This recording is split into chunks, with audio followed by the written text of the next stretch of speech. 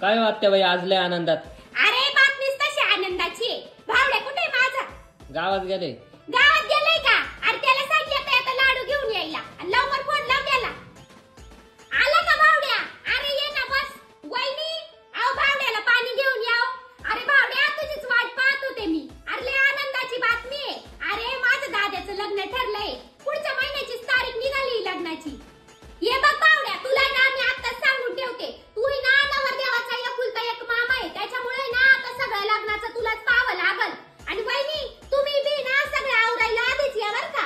अरे बावड्या काय सांगू तुला, पारे ना लाखात एक पोरगी शोधली मी माझ्या दाद्यासाठी. आत्या तुम्ही शोधली का दाद्यानी शोधली त्याची?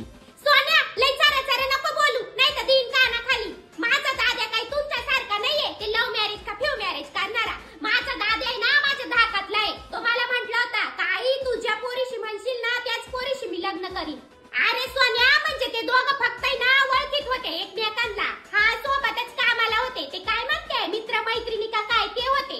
आणि अरे भावड्या दिसायला म्हणशील ना तर लय भारी आहे. आपल्या या फिंद्र्यांना काय करीतो, आपल्या ना एका बी फिंद्रीला तिची सर नाहीये. अरे भावड्या तुझ्यासाठी मी पण माझ्या जमिनीचा हिस्सा बी सोडला. पण ना आता एवढं मोठं खानदान शोधलेलं आहे तर पोरीच्या अंगावर आपल्याला बी 5-6 तोळे तरी कमीत कमी घालावे लागतीलच ना. नाही तर परत समाज आपल्यालाच नाव ठेवीन. आणि तुझ्या दाजीचं म्हणशील ना तर त्याच्याच्यानी काय नाही होणार. त्याच्याच्यानी ना फक्त संध्याकाळच्या ना एका बाटलीची सोय जरी झाली ना तरी लई आहे. म्हणून ना आता तूच काहीतरी हालचाल कर.